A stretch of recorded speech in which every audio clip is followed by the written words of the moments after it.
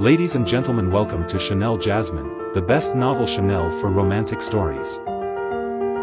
Hai guys, selamat datang di channel Jasmine, channel terbaik untuk menyimak novel-novel romantis. Mohon dukung channel ini dengan subscribe, like dan share video-video yang ada di channel ini. Terima kasih.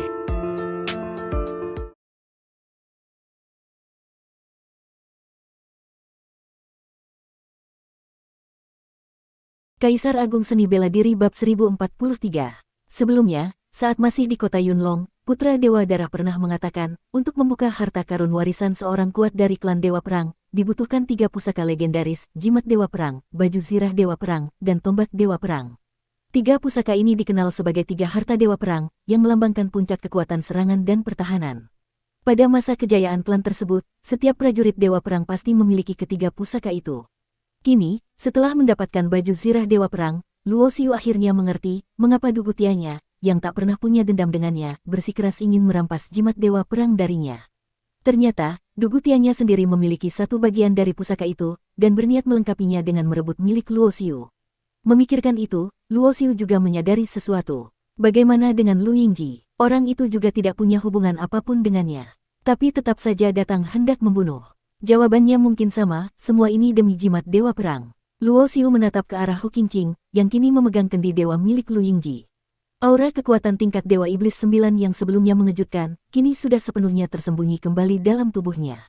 Luo Xiu tidak bertanya tentang asal kekuatan Hu Qingqing. Sebenarnya dia sudah bisa menebak Hu Qingqing yang ia kenal dulu, sepertinya adalah reinkarnasi dari sosok kuat zaman dahulu, dan sekarang, dia telah mengingat kehidupannya sebelumnya, beserta sebagian warisan kekuatan lamanya. Sementara Luo Xiu sendiri, meskipun juga mengalami reinkarnasi, tidak membawa kekuatan apapun dari masa lalu.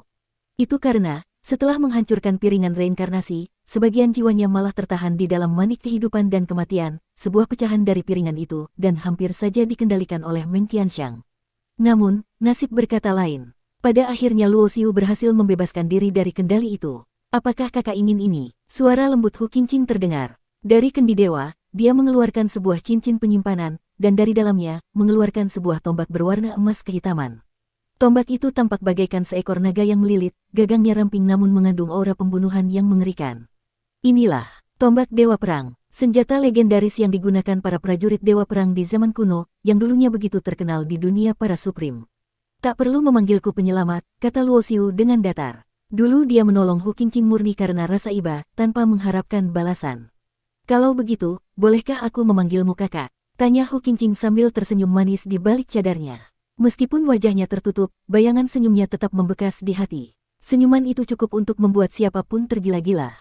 Sesukamu, jawab Luo Xiu santai, namun tombak ini, aku memang membutuhkannya.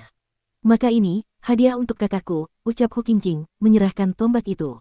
Luo Xiu pun tanpa sungkan mengambilnya. Bagaimanapun juga, jika ingin menerobos ke tingkat Dewa Iblis 7, harta karun biasa tidak cukup.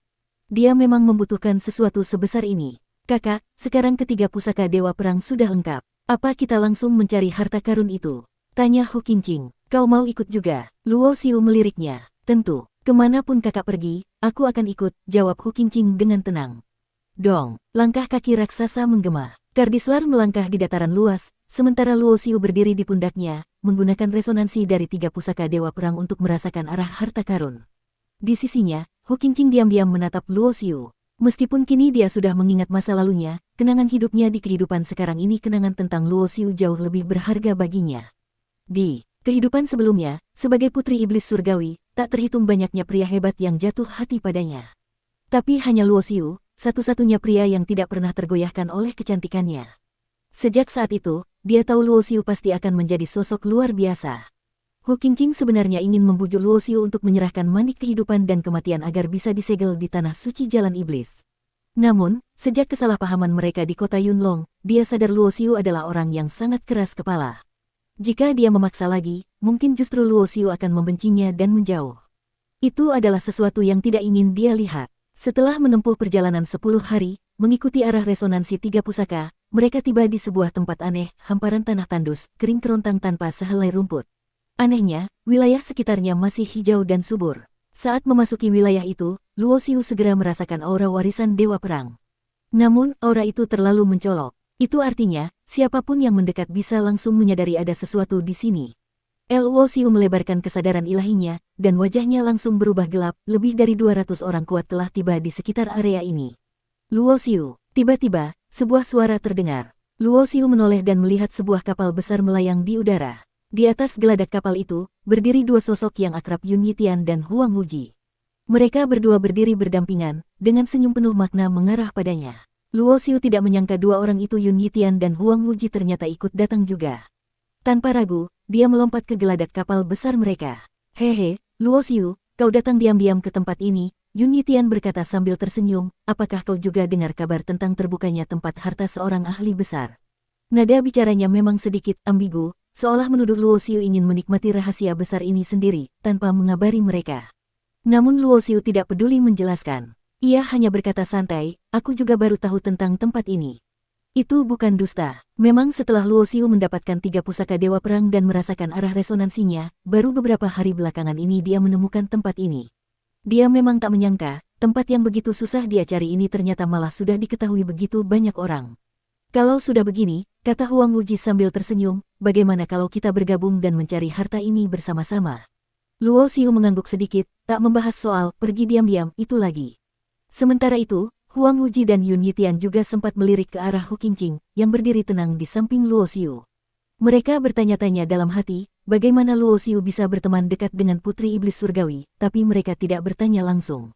Sebagai gantinya, mereka hanya membungkuk memberi salam sopan. Hu Qingqing juga membalas dengan anggukan elegan. Apakah kalian tahu, siapa ahli besar yang meninggalkan tempat ini? Luo Xiu bertanya. Huang Wuji menggeleng, lalu mengangkat cermin ilahi. Dari cermin itu, seberkas cahaya meluncur ke udara, membentuk proyeksi pusaran ruang sebuah pintu masuk ke dalam harta karun itu. Mereka memang tahu letaknya, tapi tidak tahu siapa yang meninggalkannya. Tentang aura warisan Dewa Perang di sekitar sini, kecuali para ahli kuno, orang biasa jelas tidak akan bisa mengenalinya. Luo Xiu berpikir dalam hati, harta ini hanya bisa dibuka dengan 3 pusaka Dewa Perang. Tanpa itu, hanya Raja Dewa tingkat 9 yang mungkin bisa membukanya dengan paksa. Tapi dewa tingkat itu, mana mau repot-repot turun tangan untuk harta di level ini. Jadi, Luo Xiu masih memegang keunggulan mutlak. Orang-orang dari klan darah juga datang. Tiba-tiba, suara menggelegar bergema dari langit. Seekor binatang buas, raksasa berlari di tanah, meraung liar. Di atas kepalanya, berdiri puluhan prajurit berbaju zirah merah darah, dengan aura membunuh yang menggetarkan. Di puncak kepala binatang itu, berdiri seorang pria berbaju darah. Sosok itu adalah Tiansa Zhenjun, salah satu dewa iblis tingkat 9 terkenal di klan darah. Huang Wuji mendekatkan suara ke Luo Xiu, berbisik, Luo Xiu, kau pernah berseteru dengan putra dewa darah. Orang ini Tiansa Zhenjun, sebaiknya jangan kau cari masalah. Luo Xiu hanya tersenyum dingin. Aneh, mana putra dewa darahnya? Tanyanya dengan suara santai. Huang Wuji pun mengernyit, itu dia. Aku juga heran, biasanya, kesempatan begini dia pasti hadir. Hu Qingqing, di sisi lain, hanya tersenyum kecil dari balik cadarnya, tak berkata apapun.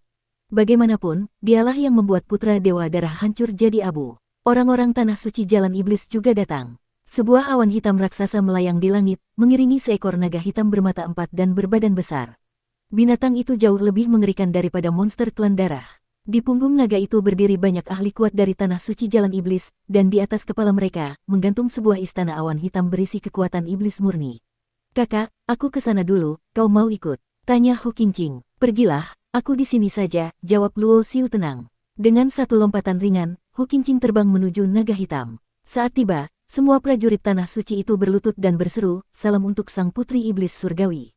Di kapal, Huang Wuji dan Yun Yitian saling pandang, melongo. Kakak, apakah kami tidak salah dengar?